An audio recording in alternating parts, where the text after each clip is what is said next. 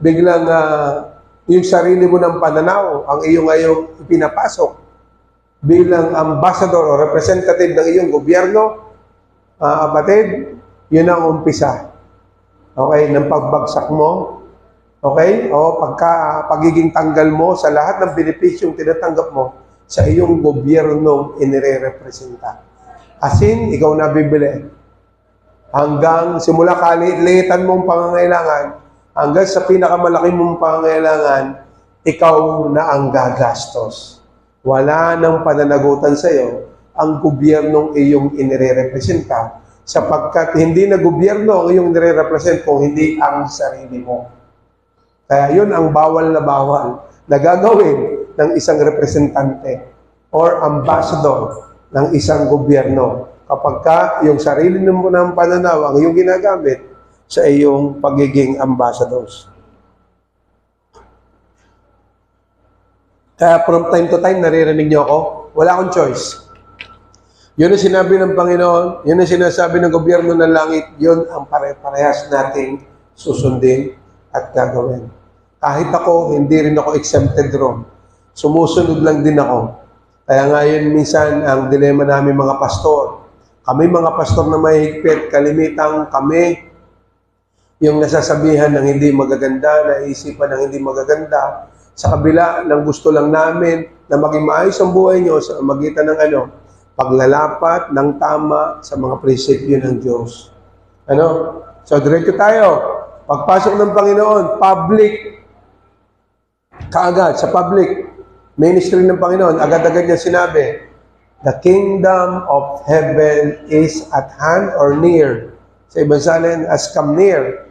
So, ibig sabihin, ito yung very purpose, bakit talaga siya napunta dito sa mundo, para anong mangyari? Maranasan ng tao ang gobyerno ng langit sa kanilang mga buhay.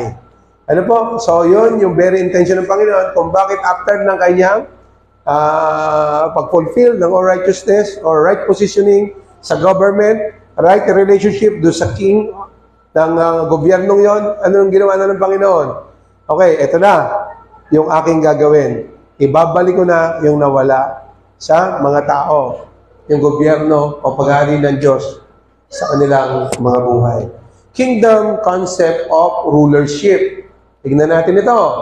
God wanted to extend His heavenly invisible kingdom and its governing power to the visible earth. That is the original concept pagdating po doon sa rulership na gusto ng Panginoon na maranasan ng tao. Gusto niyang i-extend yung kanyang governing power, okay, ng gobyerno ng langit, spiritual government, saan? Sa physical government, dito sa lupa. Ano pa? God's original purpose and plan was to do this through an agency called mankind. Mangyayari yun at magagawa yun sa magitan ng tao. Okay? Anong agency yun? Mankind. Humankind. Sabi pa rito, God's plan was to extend His rulership on earth through man. Diba? Ano sabi ng Panginoon? Sa Genesis 1:26, then God said, let us make man in our image according to our likeness. For what? Reason? For dominion. Gusto ng Panginoon, yung tao magro-rule, okay, na ang gagamitin sa kanyang rulership, walang iba kung hindi yung kung ano yung kalooban ng langit. Diba? Your will be done. Okay? Here on earth as it is in heaven. Your kingdom come. Yan ang gusto mangyari ng Panginoon sa magitan ng ano yun? Ng tao. Pag-execute ng tao dito sa lupa. Mga kapatid, anong sumunod? Man is God's extended government agency on earth. Kaya napaka-imposible na maghari ang Panginoon sa isang lugar kung yung tao na dapat gagamitin niya to extend His government, to extend the government power doon sa particular place, kung yung mismo kinatawan ng Panginoon, hindi kilala yung kanyang kinakatawan. Or should I say, walang tamang relasyon doon sa gobyerno.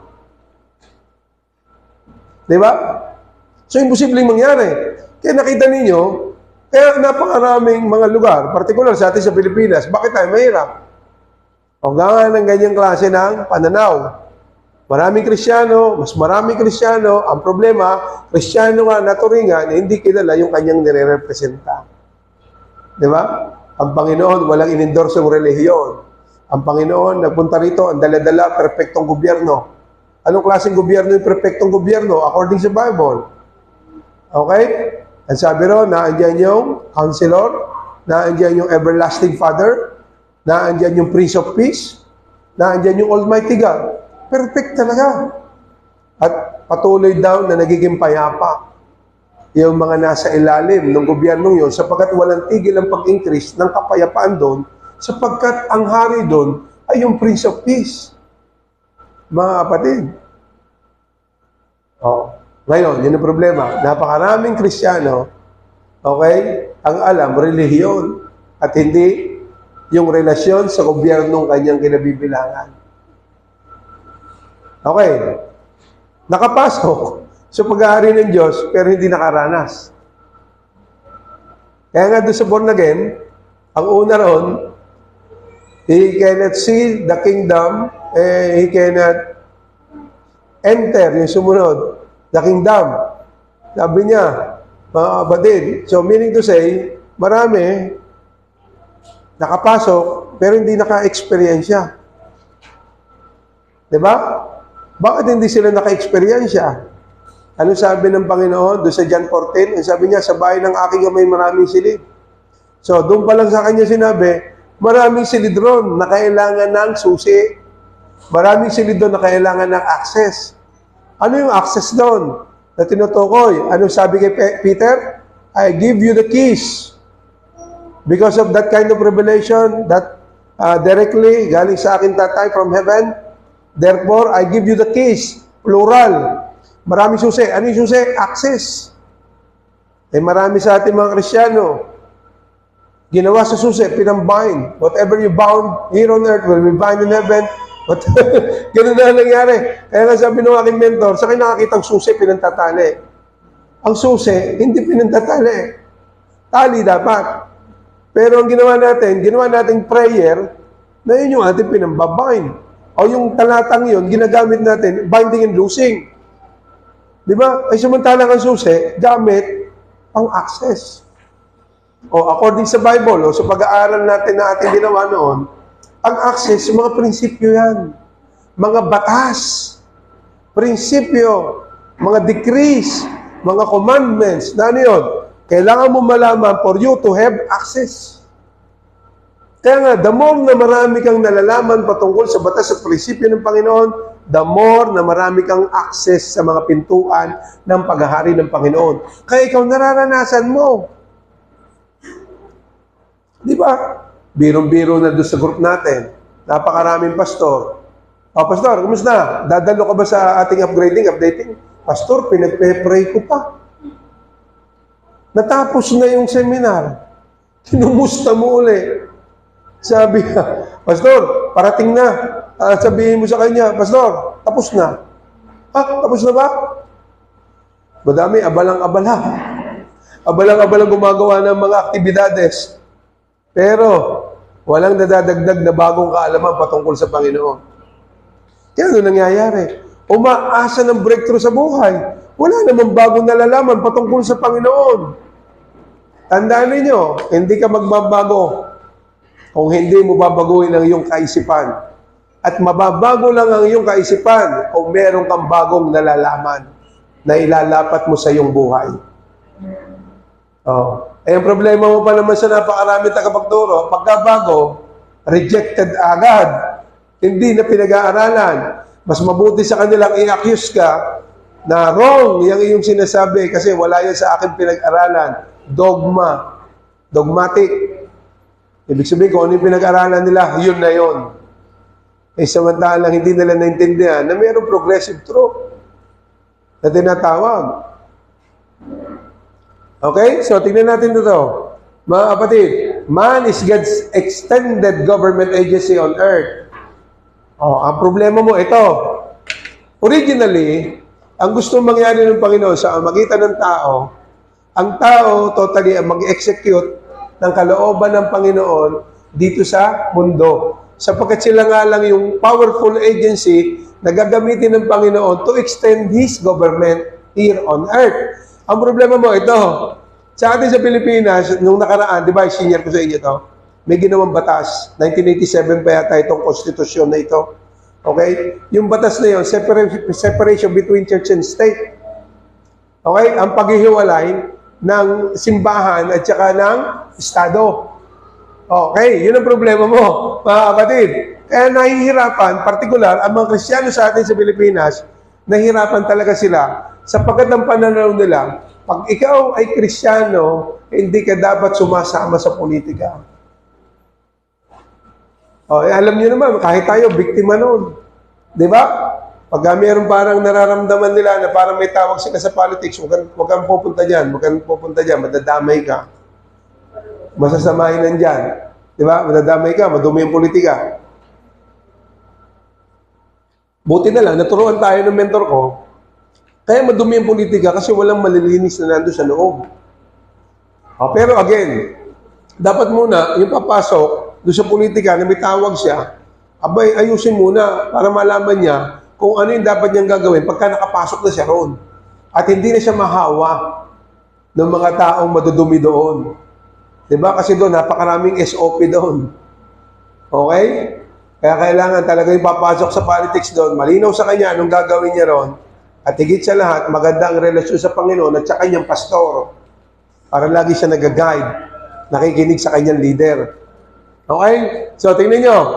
Anong sabi? Kayo bumasa nung batas na yan. 1, 2, 3, go! Ang hina nyo bumasa. Parang talunan na kagad kayo eh. 1, 2, 3, go!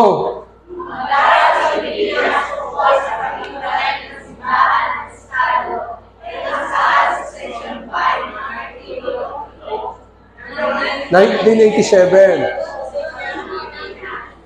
Ito ay nagsasaad na paghiwalay ng simbahan at Estado ay dapat na kamalagiing buo, walang pagtatangi, at ang pamahalaan ay hindi dapat magpap sa anumang simbahan o relihiyon. Ito ay nagbibigay proteksyon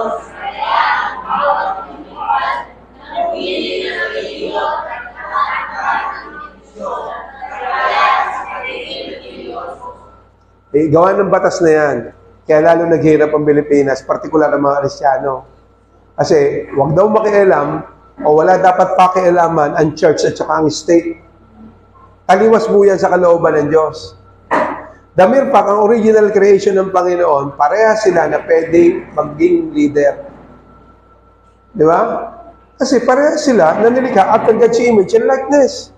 Kaya nga taliwas, sorry ha, pero meron kasi ganung paniniwala. Ang babae hindi dapat nagiging pastor.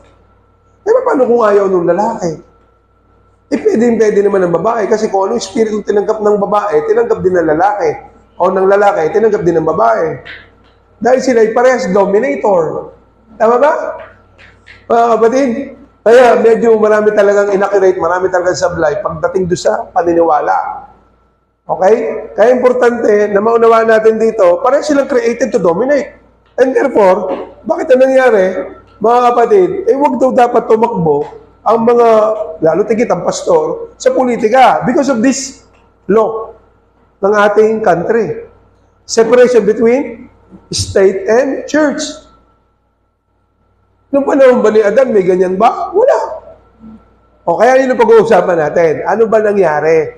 Bakit ba nangyari na ito yung naging sanhi ng korupsyon ng kaisipan ng sangkatauhan na pinaghiwalay nila at walang pakialaman. Kaya tingnan nyo, kung walang matinong papasok sa politika, ano mangyayari sa politics? Mananatiling yaan ang limliman ng mga masasama. Di ba? So, maling-mali. Kaya nung ito'y naisipan natin, hindi, yung mga may tawag, tumakbo kayo. Kasi kayo nararapat para dyan. Pagkanganaan dyan ka napakahirap kapag ikaw ay walang pinapakinggan. Kasi talagang grabe, mahahata ka dyan. Hatakin ka ng mga maling paninindigan niya, maling paniniwala. Ikaw hindi ka trained sa loob ng simbahan. Kaya nga, iba pa rin pagkakabataan eh. Pagkakabataan na turuan mo, iba. Kasi pagdating niya ron, alam niya kagad yung gagawin niya at napakarami niya natutunan. Mga kapatid. Okay? So, tingnan natin ito. What kind of government God wants? Ano ba talagang gobyerno gusto ng Panginoon? Prior do sa corruption ng tao. Tingnan natin ito. God's original purpose was each man has to be a king and a priest. Nung nilikha si Adan, mga kapatid, si Adan ay hari at the same time priest.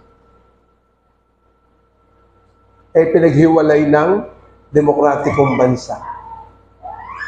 Hiwalay daw dapat ang king, politics, at hiwalay ang priest. Ganyan ang gusto ng Panginoon sa kanyang gobyerno. During the time of Adam, siya lahat. Siya ang king, the same time, priest.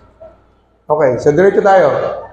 King is a ruler and executive branch of a government. King, ruler. Siya doon sa bahaging executive. Okay, ng isang gobyerno. At ang kanyang dinidil ay yung karapatan ng kanyang mamamayan. Deals with rights. Okay, of the citizens. Okay. Siya ay naandun ang hari ay nasa administration side of the government. Ano naman ang priest? O tingnan niyo ito. Let them rule. Ayan sabi, let them rule. Aling part ng tao yung pinag-rule ni Lord? Kasi nilikha niya ang tao, a part of ng tao, ano yon? King, and the other part is what? Priest. Di ba? Kaya sabi ng Panginoon, a part of you will rule, will dominate. Because a part of you is a king, executive branch of my government. Okay, so ano sabi rito? King deals with rights. A right is a judgment based on law. Kaya may mga batas na binibigay. Di ba? Pag sinunod mo yung batas, judgment will serve. Ibibigay ngayon yung iyong karapatan. Kasi yung karapatan mo nakabase doon sa prinsipyo o batas mong sinunod. Okay? Kaya i-judge ka, nakadepende sa pagsunod o hindi mo pagsunod doon sa batas na pinaiiran ng isang gobyerno. Okay, so tingnan nyo ito.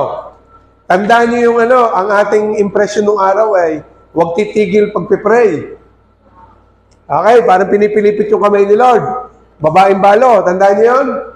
So, according do sa istorya, binigyan ng bigat ng Panginoon patungkol do sa pinasama nyo yung judge sa kwento. Ang sabi ng Panginoon, yung judge masama. Walang pinakikinggan, hindi naniniwala kay Lord. Pero ang talagang binigyan ng emphasis talaga ng Panginoon doon, pag ikay may karapatan.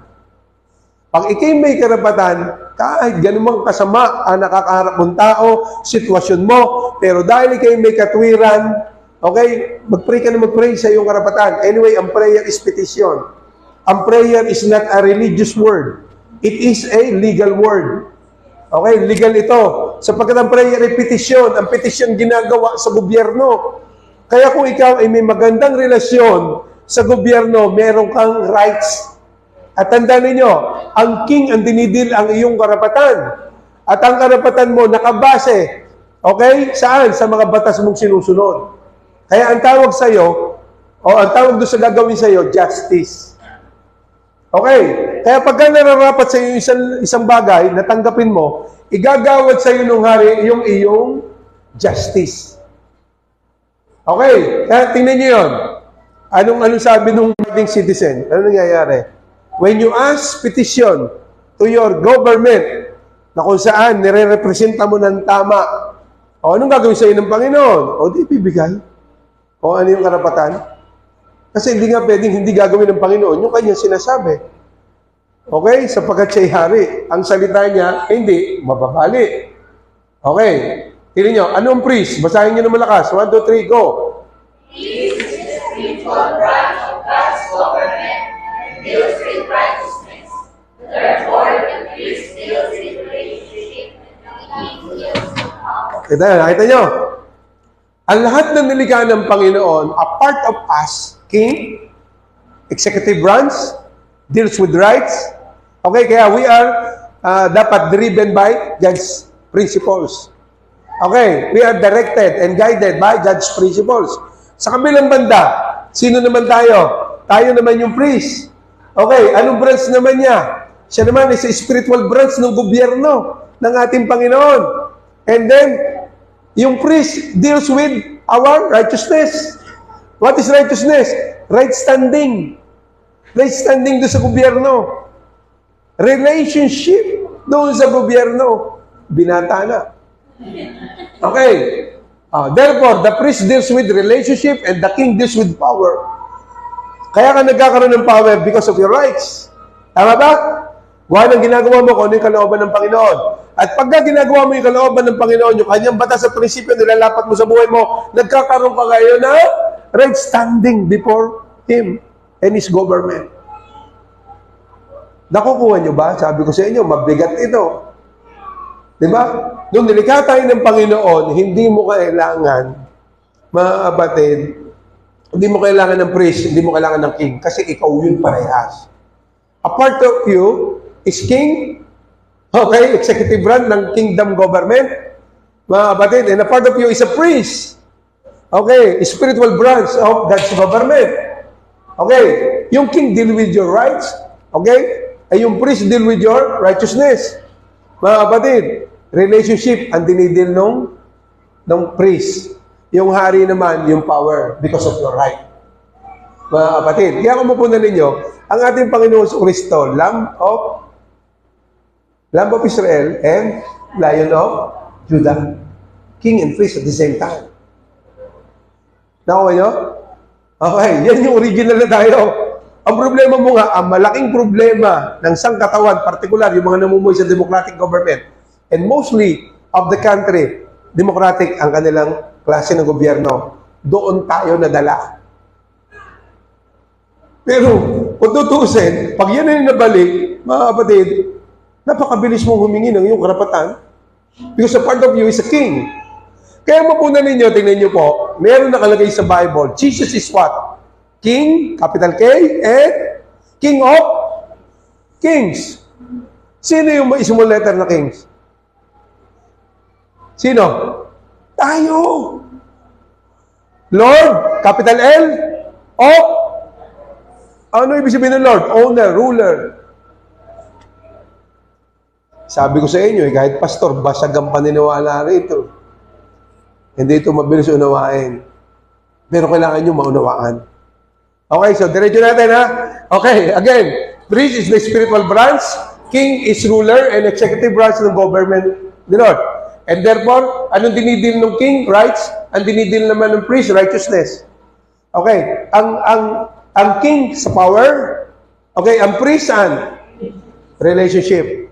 Mga kapatid, tingnan natin. Priest deals with staying in relationship with the government.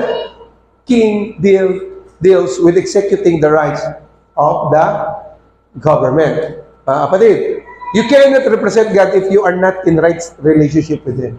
Yan ang katotohanan. Sabi ni Dr. Miles, paano mo i-represent yung gobyerno hindi mo naman alam? Yan ang problema. Kaya mapunan ninyo, madaming mga churches, gawa ng hindi pinapagawa ni Lord, tapos umaasa, ipoprovide ni Lord yung kailangan nila. Asa ka pa. Kaya nga sabi ko kung ang lahat ay nagsasabi ng mga churches na yung kanilang ginagawa ay kalooban ng Panginoon, okay, di walang church na mga ngailangan. Kasi yun ang kanilang pananaw, di ba? Pero, kung hindi kalooban ng Panginoon, ay talagang delikado at talagang hindi mangyayari yung kalooban ng Panginoon dyan. Alam niyo ang worst part, pag mayaman yung church. Yun ang worst part. Pag mayaman yung church, wala na talaga. Talagang ang direction talaga noon, corruption talaga. Simply because, kaya i-provide ng church Yung kailangan nasan yung bahagi ng Panginoon doon? Nasan yung faith doon? Nasan yung faith doon? Samantalang ang faith, yan yung pinakang function, yan yung tinatawag na likeness ng God na nasa atin. We function like God. Because a part of us is God. Di ba? We are after God's image and likeness. And then we function like God. Nagpa-function si God through faith. Kaya nga, doon mo makikita na yung tao, kaya napagpapala is because of their faith in God. Lahat kasali. Hindi nangyayari, kahit isang tao, yun ang problema sa mayaman na church Isang tao lang, kahit hindi nagtatights yun. Bebebihin ni pastor yon. Kahit hindi nagtatay siya, baby ni pastor yun. Kasi siya lang, kaya niya lang i-cover lahat ng pangangailangan ng church. At worse, paano yung pastor ang mayaman? Kaya ituturo nun, okay lang, huwag kayong magtatouch, dapat cheerful giver. Sabi ng aking mentor, paano ka naging cheerful? Nakaw ka. Kaya kalokohan yun. Kapag yung sa'yo, yung hindi sa'yo, okay, ginagamit mo sa paraan mo, pag nanakaw ang tawag doon. Pag yung hindi sa'yo, hindi mo binibigay ng tama, ang tawag doon, ninanakawan mo o nagnanakaw ka talaga. O ngayon, aasa ka ng breakthrough. Mali-mali ang prinsipyo mong inilalapat sa buhay mo. Di ba? Kaya natuklasan ko itong mga bagay na to, maging masunurin ka lang sa mga prinsipyong nalalaman mo. That's it. Unti-unti, makikita mo, maging maayos buhay mo. Makikita mo yung mga bagay na kung saan dapat mong ginagawa at hindi mo ginagawa. Makikita mo sino yung mga taong sinasamahan mo, hindi mo sinasamahan. Even yung mga taong kinakausap at hindi kinakausap. May mga tao kasi pagka kinausap mo, Diyos ko, drain na drain ka pagkatapos yung mag-usap. Alam mo, ang ganda ng mood mo, kausap mo bigla siya, mamaya, ang pangit na rin ng mood mo. Eh, paano kung hindi ka marunong at hindi ka discerner ng mga ganong klase ng mga pwedeng mangyari sa buhay mo simply because of wrong associations? Di ba? So, ikaw nagpapahirap sa sarili mo. Kaya nga sabi ng Bible niya, walk with the wise and you will become wise. O, di ganun sa kabaligtaran. Pumunta ka doon sa man, makasalimuha ka sa mga taong mangmang, o di, mas worse ka pa sa kanila. Di mangmang nga rin. Okay. You cannot represent God if you are not in right relationship with Him. Okay? So, tingnan nyo. Sa Genesis 1 and 2, kung mapunan ninyo ron, mga kapatid, wala namang religion pa dyan hindi pa sinisilang Di ba? Kung mapunan ninyo dyan, wala pa naman mga titulo ng pastor, o prophet, di ba? Evangelist, pastors, di ba? Teacher, apostles, ba? At wala pa rin nung panahon na yan, wala pa namang kantahan. Tama ba? Pero sabi ng Panginoon, that was good. That was good. Tama ba? Genesis 1 and 2. Pagka binalikan nyo yan, makikita nyo ron. Doon sinabi ng Panginoon, nung wala pa yung mga bagay na yun, that was good. Doon yung sinabi yun. Pero nung dumating na, yung Genesis chapter 3, dito na, nagkaroon ng problema. Okay. Ano naging problema? Yung panloloko o pandadayang ginawa ni Satanas sa paggamit niya, saan? Doon sa hayop na pulupong or ahas, dadayaan niya ngayon ang tao. Tama ba? Dadayaan niya ang tao. At nung nangyari na nadayaan niya ang tao, doon na ngayon ipinanganak, mga kapatid, ang paghahanap ng tao sa nawala sa kanya. Ano ang nawala sa tao? Ang perpektong gobyerno ng Diyos na kung saan doon siya magdo-dominate. Nawala ang dominion power ng tao. Mga kapatid, doon nangyari sa bahaging yon. At alam naman natin yung istorya. We know the story. Tandaan niyo yun? Na nung naghain si Abel at si Cain, hindi kinalugdan yung kay Cain. Tama ba? Tapos, kinalugdan yung kay Abel. Kung mapupunan nyo rito, doon sa pagbubukas ng istorya ni Cain ni Abel, paghain. Ibig sabihin, naturuan na sila ng kanilang magulang kung ano ang dapat ihain. Tama ba? The mere fact na sila naghahain na ng altar. Gumagawa ng altar para maghain kay Lord. Okay? Para sa remission of their sins. Tama ba? Okay? Alam nila kung ano yung proper na dapat ihain. Pero hindi ginawa ni Cain. Tama ba? Bagkos, ang ginawa ni Cain ay kung ano yung gusto niyang gawin. Hindi yung kung ano yung nire-require ng Panginoon na ito muna yung pansamantalan yung gawin hanggat hindi pa fullness of time. Hanggat hindi pa narapat na ipanganak yung tutubo sa inyo. Tama ba yun? Di ba, ang tanong natin noon, ba't ganun? Ba't si Lord pinahirap? Parang ganun ang dating. Parang si Lord ay mapagpahirap muna. Ganun ang dating anong ating kaisipan. Ba't hindi nung after na nagkasala, dapat gumawa agad ng Panginoon ng plano para ang tao matubos ka agad. Tama ba?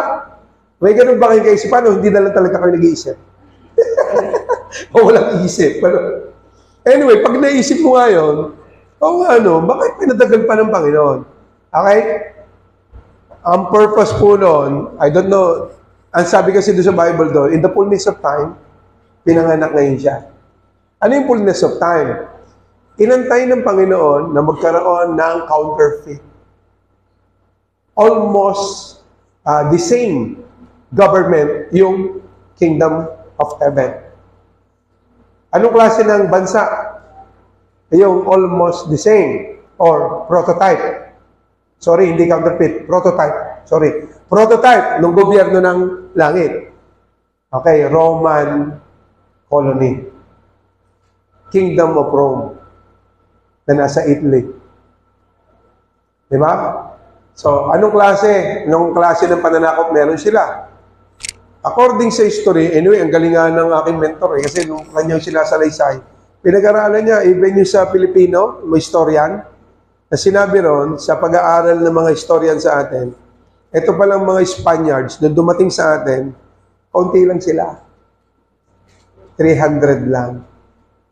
Kaya yung 300, merong ano talaga yon, merong kaugnayan doon sa, di ba, kay Gideon, 300, may gano'n, gano'n, 300. And therefore, yung 300 na Spaniards na yon, hindi talaga katulad ng iba na sobrang barbaric, pinapatay lahat, walang tinitira. Ang style ng pananakop na ginagawa ng mga Romano is, pag nasakop nila yung bansa, hindi nila pinapatay. Bagkos ang ginagawa nila, nagpapadala sila ng kinatawan, ang tawag governor, kasama yung mga 300 na mga Spaniards. Spaniard din, nagkaroon tuloy ng dalawang kaisipan eh. Dalawang kaisipan ko, sorry. Ang kaisipan ko, Israel at saka Pilipinas. Sa Pilipinas kasi, Spaniard. Okay, sa Israel, Romans. Okay, balik tayo sa Israel. Sinakop na Romano, ng mga Romano, ang Israel. So, nagpadala lang sila doon ng mga 300 Romans. Unang-una yung kinatawan ng hari, ang tawag sa kinatawan ng hari, governor. Kaya kung mapunan ninyo, ang governor is small king, katulad ni Pontius Pilate. Tama ba? Governor siya noon during that time. Siya kinatawan ng hari sa Italia na ang pangalan ay si Julius Caesar. Di ba? Na-execute niya kung ano yung kalooban ng hari, kung ano ang intention ng hari, kung ano purpose ng hari. Kasama ang 300 Romano para impluwensyahan ng pagkain, salita, okay, pananamit, kustumbre, lahat. Kaya nga sa history ng Pilipinas, ganun din po, dahil tayo sinakop ng mga Spaniard for the period of 333 years. Kaya until now, yung remnants nung kanilang pananakop, nandyan pa. Hindi ganun kabilis na wala. Di ba? Ganun din po ang mga Romano nung panahon nila. Kaya sila totally prototype ng Kingdom of Heaven na kung saan through influence ang gagawin. Sa anong paraan nila influensyahan? Sa salita. Kumusta ang salita natin? Sa pananamit. Sa buhay. Diba? Kostumbre. Diba? Yun, dapat. Kaya, hindi mo nare-represent ng tama ang gobyerno ng langit kung ikay bubugoy-bugoy yan. Kung ikaw ang number 1 na laging nangangailangan. Hindi tama ang representasyon nyo. Lagi ko sinasabi sa inyo, hindi pwedeng magkamali ang Diyos sa pagtawag sa inyo. Ang kailangan nyo lang gawin, okay, maging maingat sa pagsunod ng prinsipyo ng Panginoon kasi what you sow is what you reap. Kung anong buhay mo, yan ay bunga ng mga paniniwala mo sa mga tinatanggap mong katuruan. Okay? So, Genesis chapter 3, dito nangyari na yung kalituhan. Originally, we are the exact representation of the kingdom of heaven here on earth. Okay? A part of us is a king, okay, deals with rights, and a part of us is also a priest, deals with the relationship with the government. Mga kapatid, dito nagkaroon ng korupsyon. Mga kapatid, nagkasala na ang ating mga ninuno. Anyway, okay, simula niyan, nagkaroon na ng mga priest na kung saan Kailangan na maabot natin kung ano yung nire-require ng langit para patawarin tayo ng Diyos. Ibig sabihin, ang mga priest yan is craving for the right relationship dun sa government. Kaya lagi ginagawa nila, lagi silang may gagawin para maging maayos yung kanilang relasyon sa Panginoon. Di ba? By means of what? Paghahandog. Tandaan niyo yung istorya yon? Kaya nga dumating ang mga priest during the time, na ano yun? Tinatalian. Na kailangan pagpasok nila ng Holy of Holies, kailangan katanggap-tanggap yung ihahain. Kung hindi, kahit yung pare, patay yun. Kaya nga, libu-libong pare yung namamatay during that time. Kasi hindi karapat-dapat yung kanilang ginagawa. Okay? So, diretso tayo. The consequences of sin. O, yan na. Ano nga ba sa Tagalog yung consequences? Ha? Parang ano rin yung bunga eh. Na, ang bunga ng pagkakasala ng tao. Unang-una, we have a king who lost in touch with his government. A king in us, nawalan ngayon ng, ano yun? Nawalan ngayon ng, ano ba yung in touch? Lost in touch with the government. Nawalan siya ng connection doon sa gobyerno. Walang power, walang rights. Nawalan na siya ng karapatan. Okay? Gawa ng sin. Ano pa nangyari? We have a priest who broke off his right standing with the government. O, yung priest within us, dinidil yung righteousness, ano nangyari ngayon? Okay? Nawala ng tamang relasyon sa gobyerno. Nawala yung karapatan, nawala yung relasyon. Tama na nakukuha nyo? Nakukuha nyo ba, mga kapatid? Umuo na lang kayo. We became unrighteous because yung priest inside of us, and therefore, and have been dominated. Ibig sabihin, tayo dapat magdodomina, pero tayo nadomina ng demonyo. Tama ba? Dapat tayo righteous, may magandang relasyon sa gobyerno, nawala yung ating magandang relasyon sa gobyerno. Okay, because sin is what? Sinner is really a king who lost his authority and a priest lost his position or relationship with the government. Yan yung sinner. Ang sinner is simply yung king na nawala ng authority and priest na nawala yung kanyang napakagandang relasyon or posisyon sa gobyerno. Yan yung sinner. Kaya ayaw ni Lord sa pagkakasala. Ayaw niya sa kasalanan. Okay? Sin is rebellion against the authority. Yan ang ibig sabihin ng sin. Okay? Pagka nagkasala ka, ibig sabihin, nagrebelde ka doon sa gobyernong iyong kinabibilangan. Oh, kaya yun yung rebellious spirit. Kaya yung tinatawag doon.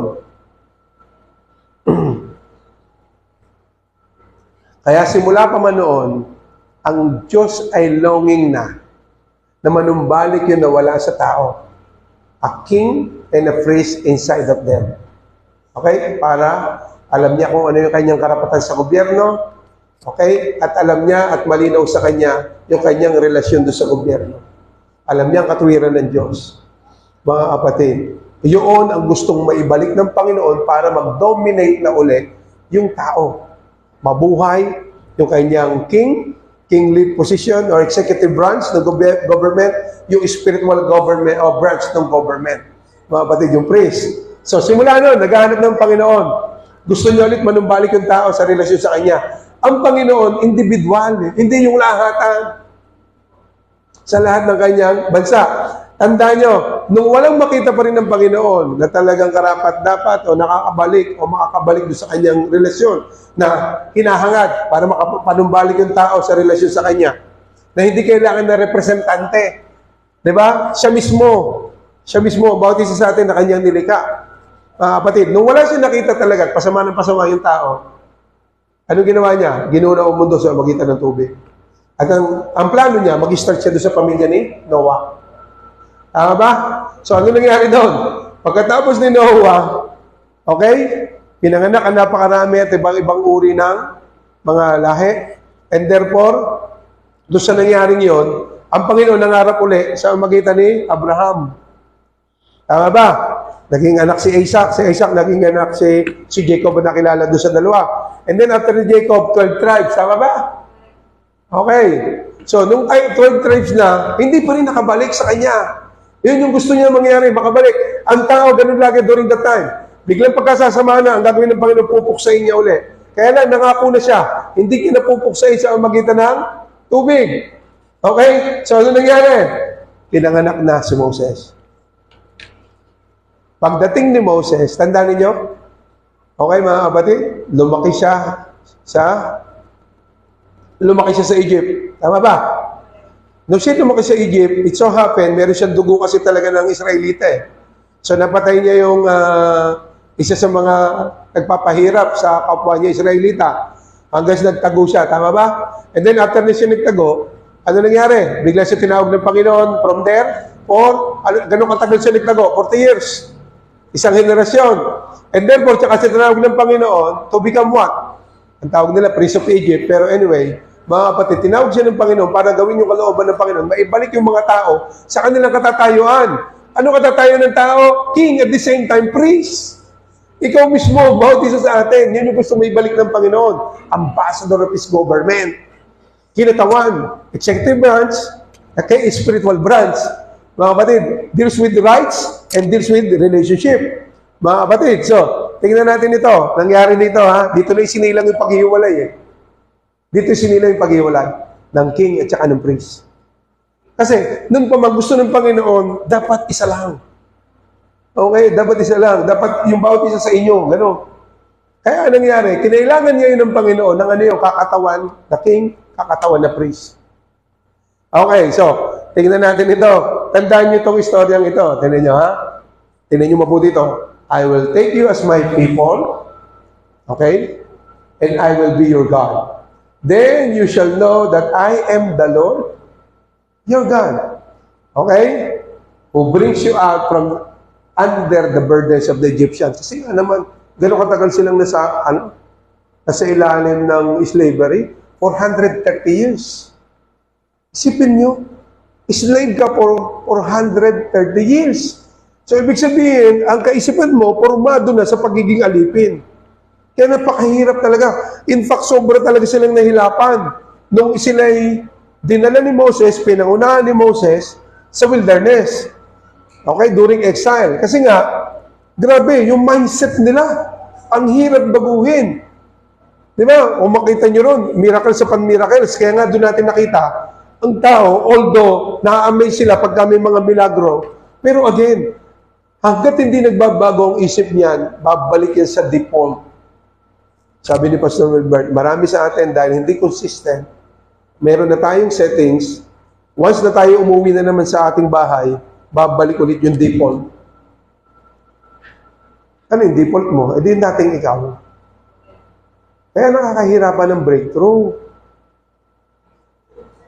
Kaya nga ako, kahit ako ina-accuse ng iba, si Awi, ganito, ganyan, Awi yun noon.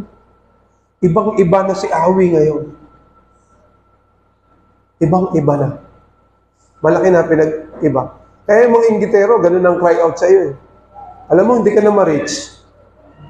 Kaya lang kasi siya, nanatili doon sa estado niya eh. Ikaw, ginawa mo ang kalooban ng Panginoon sa buhay mo eh. Kaya lang ganyan yung mga cry out ng iba.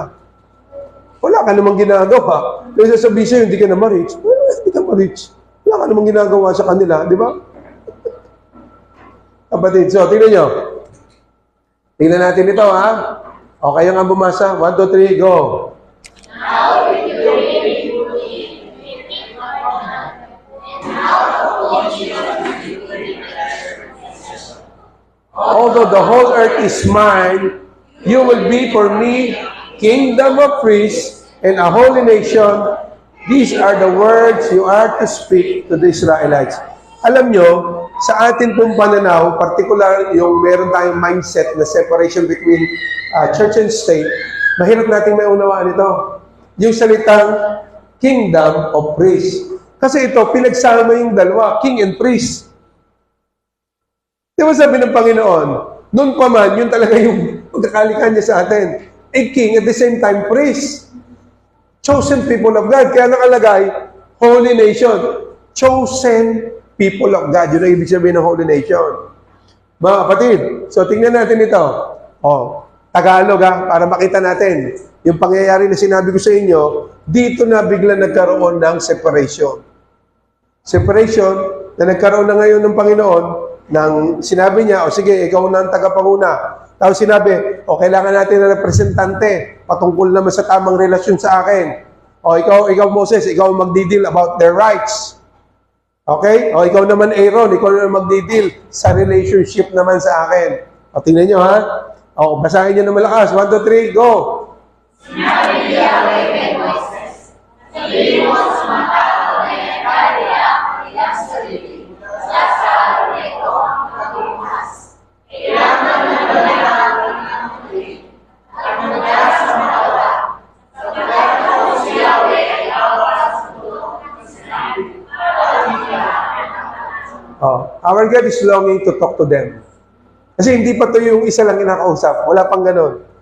Ang Panginoon na laging gusto, ang bawat isa sa atin kakausapin niya. Kaya nga yun ang konsepto na kung saan, di ba, nakuha ng tao na kailangan, Pastor, pag-pray mo ako. Nakuha niyo yan? Bakit? Kung ano pagkakali ka sa akin, pagkakali ka sa'yo.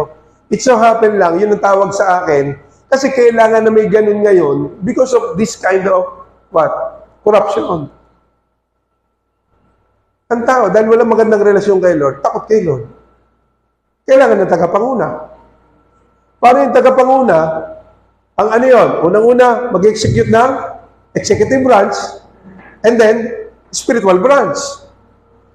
Ang problema mo ito, maraming priest, spiritual branch lang. Wala yung executive branch. Walang pinapatupad na batas. Kaya nasa inyong branch. Nakuha nyo?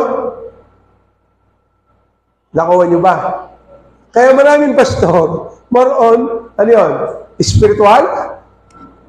Pero naiiwan yung executive branch ng government. Deals with rights. Yung rights mo nakabase saan? Doon sa mga batas mo sinusunod. Sa gobyernong iyong kinabibilangan. Tama ba? Okay. Kaya tingnan nyo, may mga ganong aspeto ang mga tao. Bakit kayo pinipepray? In fact, segue lang ako. Alam niyo mga tao kung bakit binuo yung prayer meeting, although in the Bible, wala namang prayer group talaga. O walang prayer ministry. Kasi sila sobrang tamad. Ang gagawin nila, dahil sa kanilang katamaran, sa iyo lahat ibibigay ang responsibilidad na ipag-pray sila para sila pagpalain. Habang sila walang ginagawa. Napakabilis nga naman eh. Ipag-pray nyo kami. Pastor, ipag-pray mo ako.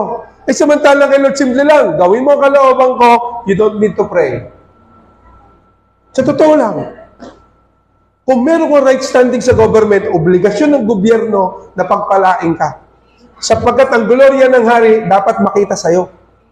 Sa welfare mo. Kaya the more na nakikita ng Panginoon pinagpapalat, gumagaling ka, tuwan-tuwa si Lord. Yung gloria yan, nakikita sa'yo. Okay? Ba din? Kaya nga yung ganun kong pananaw marami pa sa atin, sobrang religious. Kailangan, puntahan mo pa dun sa lugar para ipag-pray. Anong difference nung pray ko dito tsaka pray ko doon? Punta mo sa ospital. Yan na, may mga ganun sila Kasi meron silang maling pananaw na kailangan hawakan yung laylayan ni Jesus. Ako ba si Jesus? Tsaka isa pa, hindi naman mahaba suot ko nung hawakan niya sa akin. May ganun pananaw. Tsaka isa pa, yun nga. Kung meron kang right standing sa government, meron kang rights. Tama ba? Kita nyo? Ayun ang mga sablay natin. Okay, balik tayo dito. Nakita nyo? Okay. Gusto ng Panginoon, yung matagal niya ng gusto, to relate with the people. Particular, yung kanyang bansa, yung kanyang bayan. Tama ba? Ang problema mo, yung bayan niya, ayaw siyang kausapin. Tama nyo? Diretso pa natin yung basa para makita nyo lalo. Basahin nyo na malakas. 1, 2, 3, go! Bigyan mo ng mahalan ang kinilig ng mundo.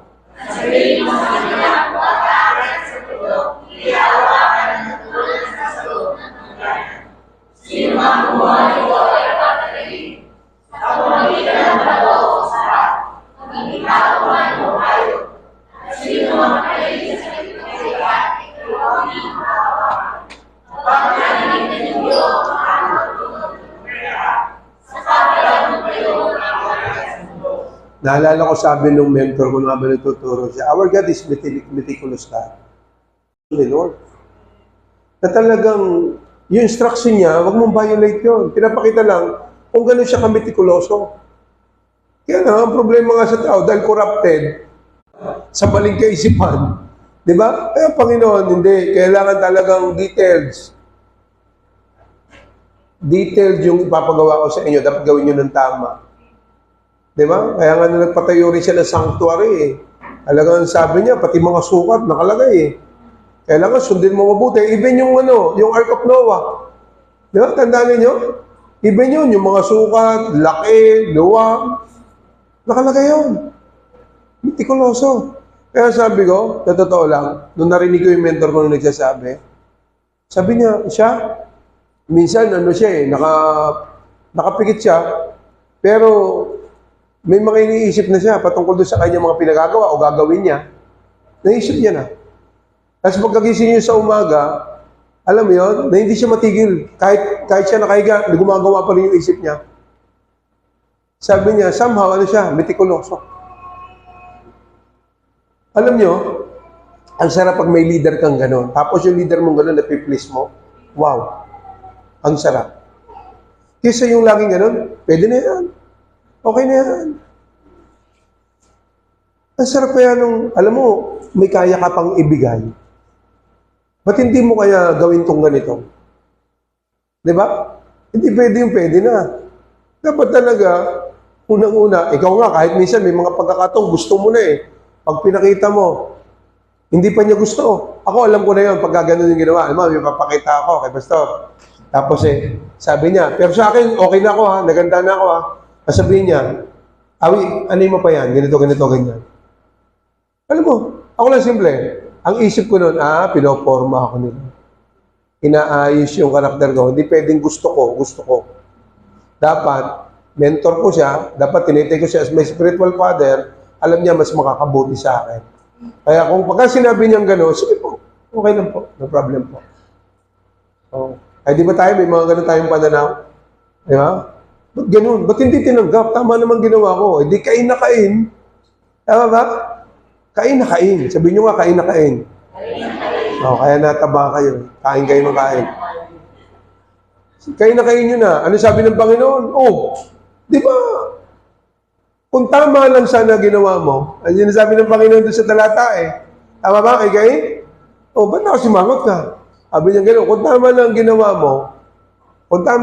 mo, sabi niya gano'n, ba't ka nakasimangot? Oh, ngayon, dahil alam mo na mali ang ginawa mo, sin is crouching at your door. Ibig sabihin, yung sin, nandiyan lang sa pintuan yan, okay? Pero once na ikaw ay pumatol dyan, ay tiyak, lalamunin ka ng buhay niya. Yan ang naging problema. So, tingnan natin ito. Our God is meticulous God. Diretso natin ang basa. Verse 14. 1, 2, 3, go. Ang mga tao upang sumamba at nilinis nila ang kanilang mga damit. Sinabi sa kanila ni Moses, umanda kayo sa ikatlong araw at huwag muna magsisiping.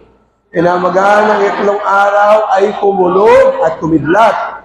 Ang bundok ay nabalot ng makapal na ulap at narinig ang isang malakas na tunog ng trumpeta.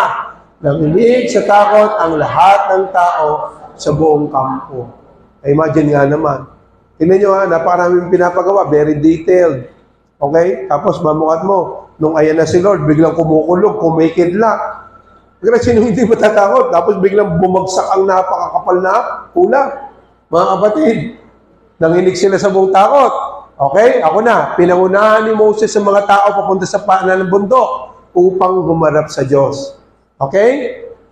Ang bundok ng Sinai ay nababalot ng usok sapagkat bumaba si Yahweh sa anyo na ang bihira, ulog, kidlat, makapal na ulap, tapos apoy.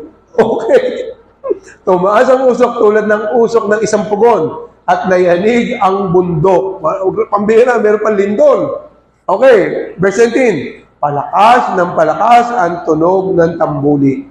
Nagsalita si Moses at sumagot sa kanyang Diyos sa mamamagitan ng ulong. Ano nangyari sa tao? Ay, Diyos ko naman. Di natakot. Kapatid, nanginig sa takot ang mga Israelita nang marinig nila ang dagundong ng ulong at tunog ng trompeta at makitang kidlat at usok sa bundok. na natili silang nakatayo sa malayo. Tingnan nyo, gusto ni Lord silang makausap. Pero dahil hindi nila kilala si Lord, okay, dahil hindi nila kilala si Lord, imagine na 430 years sila sa slavery, sa pagiging alipin. Kaya nga sa atin marami, na born again na, balik pa rin ang balik doon sa dati. Tinuruan na ng tama, balik pa rin ang balik doon sa nakasanayan. Kaya imagine, kung kayo yung ako, kung kayo yung pastor, matuwa ka kaya?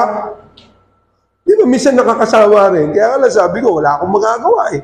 Tinawag akong pastor ng Lord eh. Kaya hindi ganun kabilis kung uunawain nyo kami. Kaya lang, wala naman kaming choice. Kaya lang, again, makakainis din naman talaga. Tingnan nyo ito. Dahil hindi kilala ang Panginoon, alam nyo ba itong istorya nito? Si Moses lang natitira eh. Ibig sabihin, si Moses, kilala yung Diyos niya. Aside from him, wala na. Kasi lahat sila takbuhan. Nanatili doon sa kanilang mga camp. Di ba, nung panahon niya, during exile yan eh. So, tingnan nyo dito. Nanatili silang nakatayo sa malayo. Nang lumapit sa kanila si Moses, ito ang sinabi nila. Sinabi nila, Israelita, kanino? Kay Moses, ikaw ang magsalita sa amin at makikinig kami. Huwag na ang Diyos at baka kami mamatay. Ibig sabihin, si Moses ay naging hari nila by default. Yun yung umpisa na nagkaroon na ng kinatawan ng Panginoon sa tao. Kasi yung Israelita na gusto niyang kausapin bawat isa, ayaw makipag-usap sa kanya. Kaya ano nangyari? Si Moses ang naging representante, hari nila by default.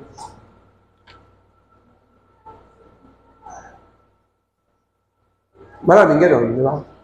Pwede naman ikaw, talaga, kung tutusin. Kaya lang, gawa nga nito, dito nag-umpisa. Okay, so diretso tayo. Tingnan nyo, only Moses is allowed to come near to the Lord. Ito pa. The Lord will speak to Moses face to face as a man speak with his friend. So yung galing naman ni JN, konektado. Hindi niya pa alam yung turo ko, pero yung kanta niya, di ba? Parang si Ron Pinoli siya kanina eh. Ay, ma-friend of God eh. Di ba? So tandaan niyo lagi, pag ikaw in-equate ni Lord as His friend, wala na malilihim sa'yo. Why? Because secret belongs to a friend. Kaya dapat ganon. Friendship kayo ni Lord. Pag ikaw in-equate ni Lord na friends niya, ay grabe mga malalaman mo mga sikreto. Grabe. Sobra kang mabibless sa buhay mo. Even yung plano, malinaw sa'yo yun. Alam ko ng plano ng Panginoon sa buhay ko. Diba? At alam mo, yung pagpapala, okay, kasama yun sa tagumpay ng tao. Kasama yun. Hindi pwede nga sabihin mo, maganda relasyon mo sa kay Lord, pero naghihirap ka naman sa buhay mo dito sa mundo. Hindi tamang representation yun. Okay? So, diretso tayo. And you shall anoint Aaron. Ayun na. Okay? Si Moses, tumatayo bilang king, deals with the rights ng tao. Kaya kung mapunan niyo, si Moses ang naglatag sa Mount Sinai during the time ng mga batas at prinsipyo ng Diyos. Tama ha? Tama ba? And therefore, nangailangan din siya ng kinatawan naman para naman sa relasyon ng tao sa Kanya. Sino sinabi ni Lord? Dahil siya ang hari, siya ngayon ang pumili na magiging kakatawan, saan? Pagiging priest. Ano sabi? Kayo naman. Ang pamilya naman ni Aaron, ang piliin mo at i-anoint mo para maging representante, para mga tao makabalik sa relasyon nila sa akin. Deals with righteousness. Okay. So mga kapatid, sabi rito, and you shall anoint Aaron and his sons, and consecrate them, and they may minister as priests to me. Doon na. Nagkaroon na ng hiwalay. Kaya lahat, kung mapupunan ninyo, pagdating sa pag-aayos ng relasyon kay Lord, ang nangunguna dyan, si Aaron. Ito dapat ang gagawin ninyo. Diba? Dapat magtatights kayo sa mga ganito, ganyan. Kaya tingnan nyo, kung mapupunan ninyo, pag ang isang leader bumalik sa kanya itong dalawang to, yung kalooban ng Panginoon, tingnan nyo, dinidil niya yung rights, dinidil niya rin yung relationship. Di ba? Pero pagka wala sa hulog yung pastor, laging dito lang sa relationship. Umaasa, magiging ayos yung relationship, pero violators ng law. Kalokohan yun. Di ba? O, tingnan natin. But you are chosen people. Lagi kong binabanggit sa inyo, tingnan nyo. Pagdating ng New Testament, okay, yung very purpose ng Panginoon, pinakita rito, ano gusto mangyari ng Panginoon? Ipakita ulit sa atin, we are chosen people of God. Ano sabi rito? Magdalawang salita yan. Ang bawat isa, royal priesthood. Ang royal sa king, okay, priesthood sa priest. Tama ba? Hindi na pagsasama yan sa gobyerno natin. Sapagkat sa gobyerno natin, separate ang church at saka ang state. Okay? Saan natin nakuha yan? Sa mga Amerikano. Demokrasya. Democracy. Kaya doon nahihirapan ng iba. Pagka ikaw nagpapatupad ng batas, galit sa'yo mga member. Pero gusto nila tamang relasyon. Kaya gusto nila yung pastor within you, not the king inside of you. Tama ba? Hindi nila naintindihan. Hindi ka magkakaroon ng tamang relasyon doon sa gobyerno ng langit kung wala kang batas na susundin na ibinigay ng hari. Okay, so diretso tayo. A holy nation, chosen people of God. A people belonging to God, that you may declare the praises of Him who called you out of darkness into His wonderful light. Mga kapatid. So, tingnan nyo. Sa ating kasing konsepto, ganito. Napakahirap makita na ang isang tao may turbans, ayan yung suot ng pare, tapos nakapatong doon, yung corona. Tama ba? Kasi normally, dalawang tao pinag-uusapan, pero kaya no, you are a king, at the same time, you are a priest.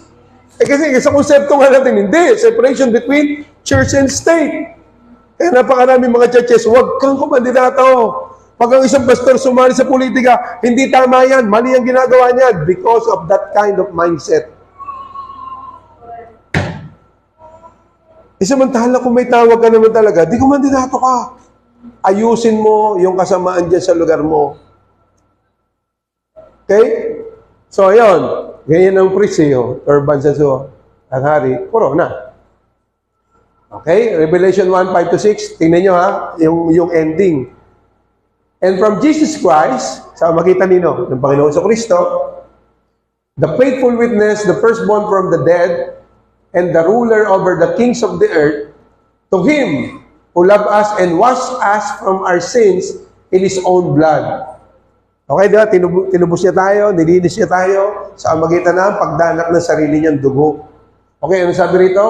And has made us, what? Kings and priests. Last book of the Bible, book of Revelation, made us what? Kings and priests to His God and Father. To Him be glory and dominion forever and ever. Amen. Ito pa. Romans 3:21-24. But now a righteousness from God, apart from law, okay, has been made known, to which the law and prophets testify. This righteousness from God come through faith in Jesus Christ to all who believe. Okay, there is no difference, for all have sinned and fall short of the glory of God, and are justified freely by His grace through the redemption that came by Jesus Christ, of Christ Jesus. Kita nyo, yung katuwiran na yun, nagbula yun, doon sa katuwiran ng Panginoon, na kung saan napunta sa atin, nung ating sinunod yung kanyang kalooban. Mga kapatid, so tingnan natin itong bahaging to. You're a king, John 18:37. Sabi ng Panginoon, yes, I am a king. Okay? Siya ay king, at the same time, he is also a priest. Mga kapatid, for it is declared, you are a priest forever in the order of Melchizedek. Kaya itong hindi naintindihan ng marami, yung priesthood in the order of Melchizedek, mga kapatid, kasi yun, meron kang kingly stature, priest ka with a kingly stature. Yan yung original ng tao. King, at the same time, priest. Deals with your right, deals with your righteousness. Mga kapatid, dito, executive branch, dito ay spiritual branch. Mga kapatid. So, the ultimate goal of our Lord Jesus Christ. Okay? Ito na, dito na tayo magtatapos. Revelations 5, 9 to 10. Basa. 1, 2, 3. Go. And they sang a new song. You are worthy, great, strong, and all every sins, because you were slain, and with your blood you purchased men for God. In every tribe and language and people and nation. You have made them to be a kingdom and priests to serve our God, and they will reign on the earth. Ano ginawa ng Panginoon? Mga kapatid, yan yung kanyang plano. Ang kanyang plano is what? May balik ang tao sa tama niyang relasyon sa Panginoon. King at the same time priest. Mga kapatid, kaya kailangan natubusin tayo sa magitan ng kanyang sariling dugo. Pag tinubos ka, hindi na sa iyo yung buhay mo. Kay Lord na yan. Okay? Kasi binili niya na tayo sa napakalaking halaga sa kanyang buhay, sa kanyang dugo. Okay? Kailangan nyo itong gawin para maibalik yung original na estado ng tao. Na hindi na kailangan na kung saan meron ka pang representante. Mga kapatid, kung hindi ikaw mismo, ikaw yung kanyang kinatawan. Okay? It so happen lang, merong pastor para iporma kayo. Pero at the end of the days, kayo pa rin na magdedesisyon. Okay? Okay? At tatayuan ninyo yung pagiging representante ng kaharian ng Diyos. You are the king, at the same time, you are a priest, ambassador of God's government, ambassador of Christ. Mga kapatid, and then, you will reign forever and ever. Kaya nga sabi, walang yung kaligtasan sa silong ng langit, walang pangalan kayo matatagpuan kung hindi sa pangalang Hesukristo lamang. Sa Kanya lang matatagpuan yan. Mga kapatid, sapagkat siya ang anak ng Panginoon na nagkatawang tao para maibalik sa atin yung nawala. Ano nawala sa atin? Ang gobyerno ng langit. Okay? Ang pagiging hari natin at the same time, ang pagiging pari natin. Okay? Na nagdidil sa ating karapatan, nagdidil sa ating katwiran. Mga kapatid, sa katwiran ng Diyos. Okay. 1 John 1:8, if we confess our sins, He is faithful and just, will forgive us our sins and purify us from our, or for all unrighteousness. Sabi ko nga sa inyo, tayo nung tayo nagkasala, nagkaroon ng korupsyon yung ating kaisipan, ano nangyari sa atin? Tayo na dating righteous, may magandang standing sa gobyerno ng langit, at the same time, tayo rin po ay ano yun? Tayo rin po ay may karapatan because we are walking in God's laws and principles, na wala yun. Naging unrighteous tayo, at the same time, naging ano tayo? Ano yung kanina? Unrighteousness, dominated, have been dominated. Dapat nagdodomina tayo, pero tayo nadumihan ng demonyo. Ang nagdomina sa atin yung prinsipyo ng demonyo, hindi prinsipyo ng Diyos. Kaya lahat tayo naging righteous. Pero gawa ng ginawa ng Panginoon, na ibalik yan. Na ibalik. Sabi mo nga, na ibalik. Huwag na kayong padaya, nasa inyo na yan. Kaya nga kung mapunta ninyo, ang trabaho lang namin magturo ng tama. Kayo magdedesisyon. Huwag kayo magpadaya. Okay, tinanggap niyo ang Panginoon, nilinis na kayo ng Panginoon, and therefore lakaran niyo ang kanyang prinsipyo. For you to become, ano yun? O to have right standing before Him. At inyo laging nakiklaim yung inyong karapatan. Every time you pray, the Lord answers you. The government of God answers you. Why? You have the right. You are law-abiding citizen of God's government. Kaya every time you pray, ano sabi ng Bible? The prayer of a righteous person.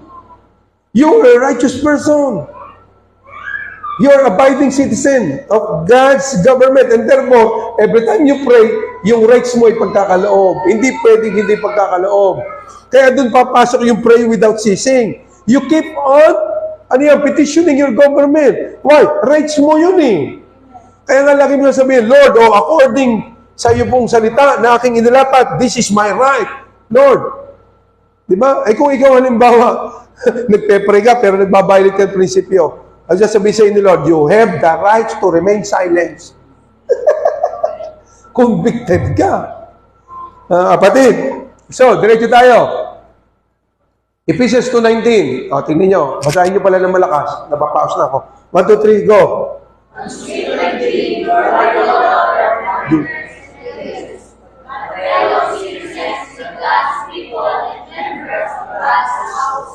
Ito maganda. Consequently, mga kapatid, nung tayo nagpailalim na sa kalooban ng Panginoon, tinanggap natin siya, nagpapatunay na tinanggap natin siya, nilalakaran natin yung kanyang mga batas at prinsipyo pinag-aaralan natin. Consequently, we are not longer aliens and foreigners. Mga kapatid, tingnan nyo ha. Tingnan nyo mabuti ito. But fellow, what? Citizens with God's people and members of? Imagine, mga kapatid. Yun yung kakaiba sa gobyerno ng Panginoon. Ano na yun? Thank you, Toy. Thank you.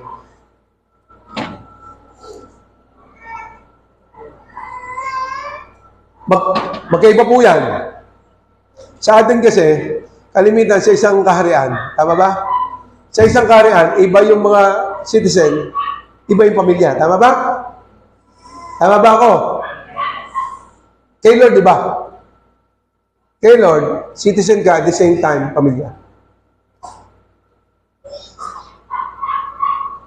Nakuha nyo ba? Yun ang kaibahan ng gobyerno ng langit. Pag ikaw, in-equate ng Panginoon, you are no longer aliens and foreigners. You are citizens of God, country, at the same time, you are His household. Kapamilya ka niya. Kaya nga, ang sabi ng Panginoon, if you are for me, who can be against you? Di ba? Ano sabi ng Bible? If God is for us, who can be against us? Mga kapatid, bakit? Ay, pumbira, yung hari, tatay mo.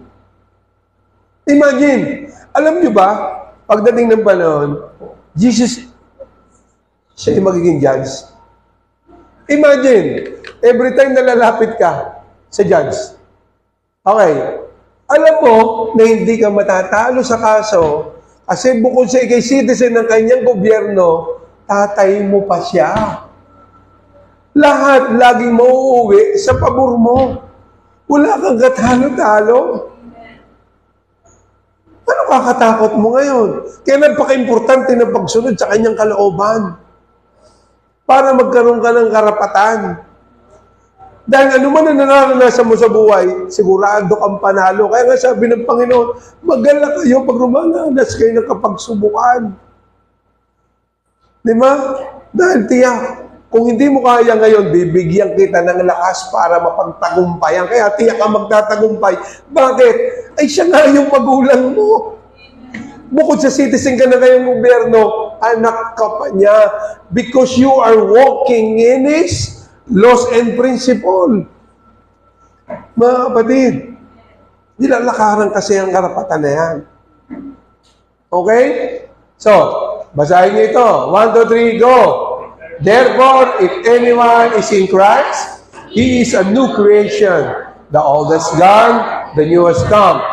All this is from God who reconciled us to Himself through Christ and gave us the ministry of reconciliation. That God was reconciling the world to Himself in Christ, not counting men's sins against them. And He has committed to us the message of reconciliation. We are therefore Christ's ambassadors. As through God, we're making His appeal through us. We implore you on Christ's behalf, be reconciled to God. In what way? Be Christ's ambassadors. Ikaw ang kinatawan ng kanyang gobyerno. Sabi ko kanina, sabi ni Dr. Miles, napakahirap pong irepresenta ang isang gobyernong hindi mo kilala. Kaya mapunan nyo, napakaraming mga churches, gusto naman talaga nila na sila yung mga breakthrough. Gusto nila maka-impluwensya sila. Paano mangyayari makaka-impluwensya ka ng gobyerno ng langit? Eh, hindi mo nga inuuna yung gobyerno ng langit kasi hindi mo nga alam. Hindi mo alam kung anong klaseng gobyerno ba dapat ang umiiral dahil gawa nga ng separation of church and state. Isa pa, lumaki tayo sa demokratikong bansa, taliwas sa gobyerno ng langit. Okay? Eh, napakahirap pagharian ng buhay ng isang mananampalataya, hindi maibalik sa original na estado. Kasi nga, napakaraming hindi nauunawaan pagdating sa batas at prinsipyo ng kaharian o paghahari ng Diyos. So, tingnan natin ito. Kingdom Ambassadors. Dito na yata ako magtatapos. Okay, an ambassador is appointed by the king or ruler. Kaya sabi ni Lord, hindi niyo ako pinili, ako pumili sa inyo. Hindi ako pumili sa inyo. Hindi kayo pumili sa akin, ako pumili sa inyo. And I appointed you to what? To bear fruits. So, whatever you ask from my Father will be given to you. Ang problema mo, yun. Mga kapatid, pinili ka, you are appointed with God, pero hindi mo naintindihan. Kaya nga sabi ko sa inyo, yung the mere fact na pinili ka sa napakaraming tao sa inyo. Tapos ikaw, handpicked ka ni Lord, pinili ka niya. Para maging ambassador niya, kinatawan niya. Mga kapatid, pag kinatawan ka niya, ibig sabihin, wala ka ng sariling pagpapasya. Ang lahat ng gagawin mo, nakabase na lagi sa kalooban niya. Wala na. Kaya nga sabi ko, alam niyo, pagka hindi kayo namatay sa sarili ninyo, malalong mahihirapan kayo. Kasi, ang isang taong namatay na sa kanyang sarili, mahihirapan ng maupin. May nakita na ba kayong patay na nasaktan? Wala. Kahit anong gawin niyo doon, hindi na siya masasaktan kasi patay na siya sa kanyang sarili. What I mean is, buhay tayo Nasasaktan ka, pero mas pinananatili mo yung prinsipyo ng Panginoon. Teka, nasasaktan ako, kaya lang, ang problema rito, kung papa-apekto ako dun sa sakit na akin nararanasan, paano ko i-represent ng tama yung gobyerno ng Diyos? Kaya ngayon, hindi ka ngayon maka-breakthrough sa buhay mo. Gawa ng mga ganong klase ng bagay na pumipigil sa iyo o sa breakthrough ang tagal mong inaantay. Apektado ka lagi ng damdamin. Okay? Ang ambassador daw is appointed to represent the state. Bawal kang magrepresenta ng sarili mo. Bawal kang magrepresenta ng iba. Kaya napaka-importante, ambassador pala ako ni Christ. Kilala ko siya. Dapat alam ko yung gobyerno niya. Kasi, yun ang aking i-represent. Okay, habang ginagawa mo yan, an ambassador is committed only to the state's interest. Hindi pwedeng sabihin mo, ito yung aking opinion. Bawal magpasok ng sarili mong opinion. Pag ginawa mo yon, magkakaroon ka ng kaso. Ang kaso mo ay treason. Treason, paglapastangan sa iyong bansa. Okay? At ang lahat ng benepisyo mo bilang ambassador, tatanggalin. Yung kaninang sinabi ko sa inyo, pag ikaw kumakatawan sa gobyerno o may kinakatawan kang gobyerno, ang gobyerno ang gagastos lahat ng pangangailangan mo. Simula sa nail cutter hanggang sa mga damit, alahas mong bibili. Lahat yon sagot ng isang ng gobyernong iyong nire-representa. Kapatid, alam niyo isa sa kinuwento ng aking mentor, ang difference ng presidente at saka ng ambassador. Kapatid, ang presidente nire-represent yung taong bumoto sa kanya. Ang ambassador ang nire-represent yung estadong kanyang kinabibilangan. Kaya, yung presidente, okay lang, kahit pa paano, awayin mo, no problem, hindi magiging sanhi ng gera. Pero pag ang ambassador, inaway mo, gera. Kasi ang inaaway mo, hindi tao lamang, kung hindi state ang iyong kinakalaban. Okay? And therefore, we are ambassador of Christ. An ambassador embodies the state or nation. Ibig sabihin, ikaw ang kumakatawan doon sa bansa mo. Ngayon, ang problema mo, ito. Tingnan nyo mga kapatid. Yan ang magiging mahirap pag ito hindi mo nagagawa, particular sa iyong marketplace. Ikaw ang kumakatawan sa gobyerno mo na kinabibilangan. Parang ganito yun. Ang dala-dala mo, itong church ni Lord dito sa church ng Wakat. Yung kanyang kaharian o paghahari niya sa church ng Wakat. Ano man ang gagawin mo, hindi ka dapat selfish na ikaw lang iniisip mo. Okay? O anong gagawin mo, magbabanda yon o magre-represent yon doon sa kinabibilangan mo kingdom. Tandaan ninyo, ang agency ng Panginoon dito sa lugar na ito, walang iba kundi tayo sa magitan ng church na ating kinabibilangan. Kaya yun. Sabi ko nga, lagi ko sinasabi sa inyo, kung ako, solved na ako. Ang problema mo, kayo. Kaya wala akong choice, kundi magdire-diretso until such time, talaga sabihin ni Lord, anak, may kapalit ka na. And then, gracefully, exit ako kasi may kapalit na ako. Ganon. Pero as long as ako yung pastor, yun nga. Sabi ko, ako lang, okay na ako Kaya lang, wala Kailangan ko talaga pa na kung saan ay turuan pa rin kayo ayusin pa rin yung buhay ninyo. Saan makita ng mga prinsipyo ang ating natututunan. Kaya nga ito, sineshare ko sa inyo, malalaman nyo lang, napaka-importante pala at napaka-rare. Pagka narinig nyo ng somewhere else, o in someone else. Yun. Okay, an ambassador embodies the state nation. You cannot speak a government you don't know. Sabi ni Dr. Miles. Okay. Ang lima, an ambassador only speak his government position. Hindi pwedeng position mo. Okay, kakasuhan ka ng gobyerno mo. At pagka nakasuhan ka ng gobyerno mo, balik ka sa lugar ninyo at lahat ng benepisyo mo, tanggal. Kaya tingnan nyo, yung aking mentor, kumakatawa sa gobyerno ng langit, anything he needs, walang problema. Sorry ha, medyo mayabang ito, pero para siyang bumibili lang ng candy. Anyway, isa kami sa talagang nagsasabi sa kanila, hindi po, bilhin nyo. Kasi kung iisipin nyo lagi, yung mga tao sa paligid ninyo, ay mahirap naman, hindi nyo may enjoy yung buhay. Eh, karapat dapat nyo enjoy yung buhay dahil sa inyong ginagawa na kaluguran sa gobyerno ng langit. Diba? Ako nga, I don't care kung i-accuse nila ako. I just enjoying the fruit of my labor. At hindi ako nagiging, in fact, conservative pag kami pagdating sa gastusin. Kasi iniisip ko pa rin yung mga future na pwedeng mangyari. Pwedeng mangyari. Yan o. Somehow, ako natutuwa kasi a part nung glory na tinatanggap ng aking spiritual father, natatanggap ko. Diba? So, tingnan nyo, doon natin nakita. Pag nagkakaisa tayo, wala pala talagang mahirap sa nagkakaisa. Yun ang power of unity. Hindi tayo marami, pero napakasarap kasi talaga nagkakaisa tayo dito. Diba? Pang-anim, an ambassador is the safest people in the world. Kasi nga, hindi ka pwedeng kung mapupunan ninyo, ang sabi ni Dr. Miles, sa history ng mundo, isa lang yata ang inassassin na ambassador at pinagmulan ng World War II. The rest, wala na. Laging presidente, kayang i-assassinate. Tingnan nyo si Trump. Oh, di ba? Tinangkang patayin.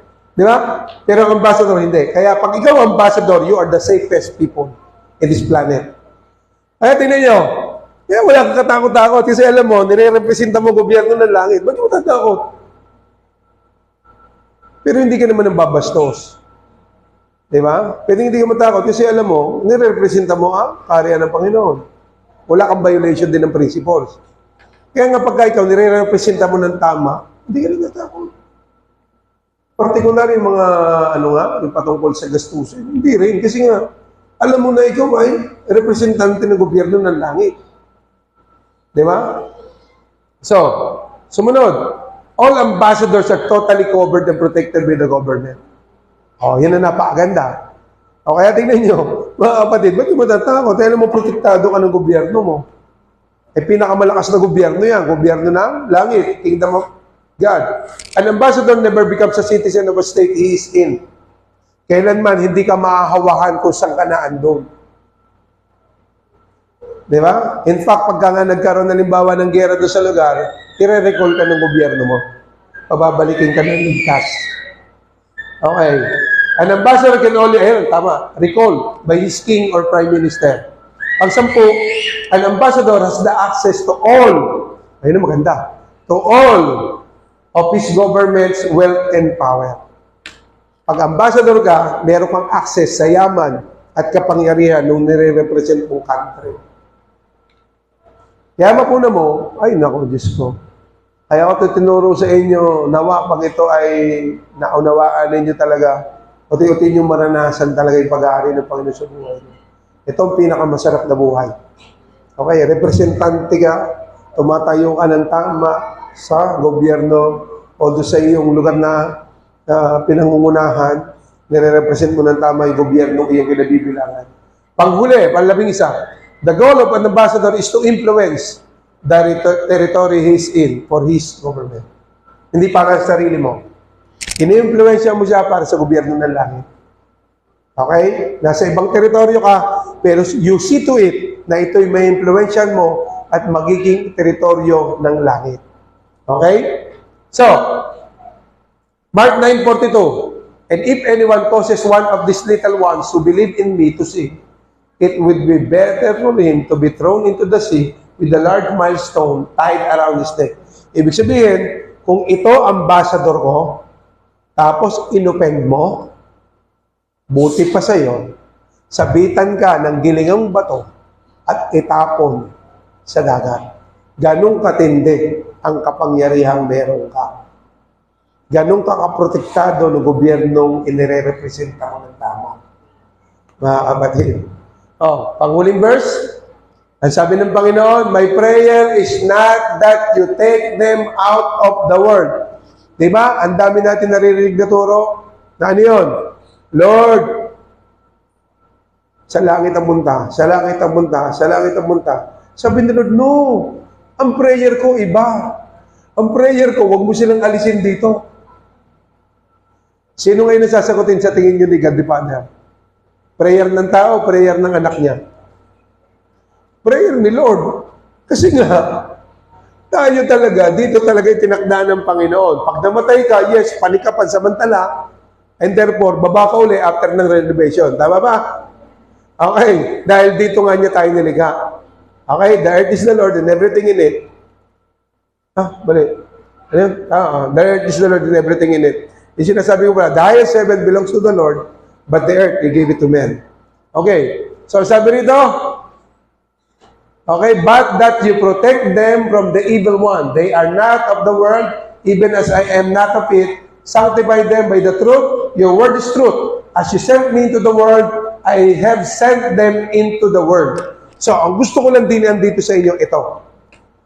Useless ang isang ambassador pag nasa bahay mo lang ikaw.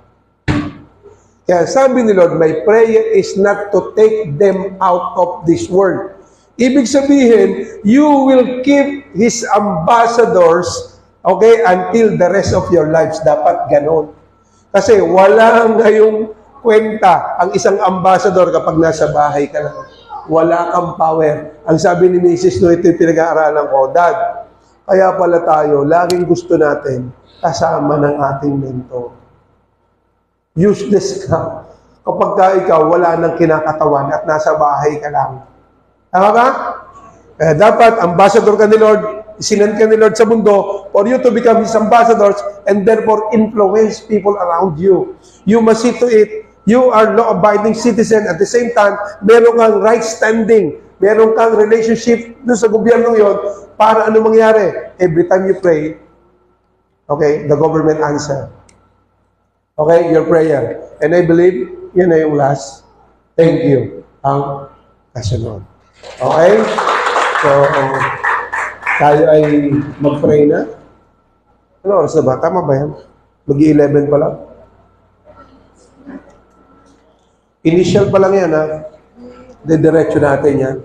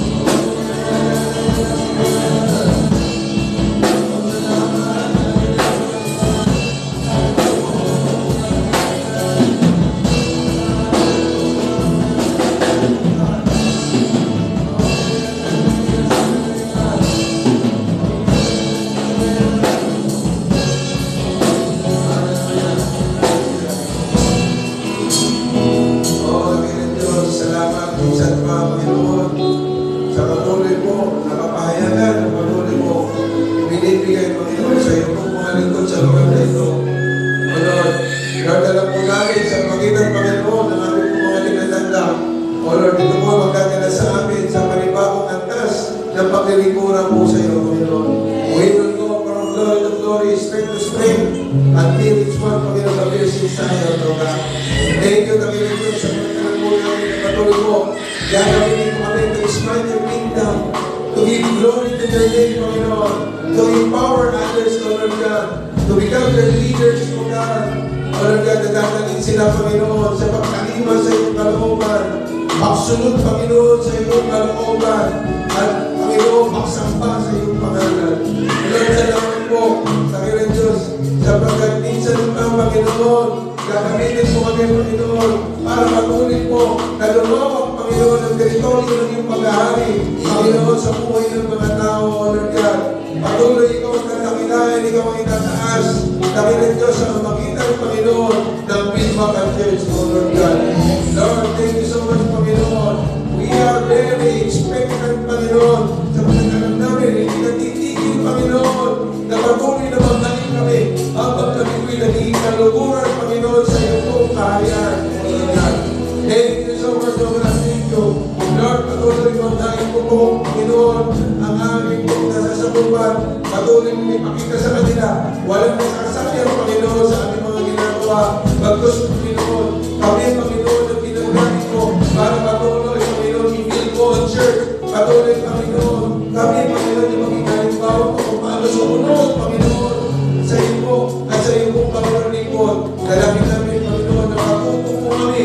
Lord God, mapagkatiwalaan sa maliit na sa iyo, Panginoon, ipakita mo, Panginoon, na mag-iinit ang ating wala kami sa malaki, Lord God.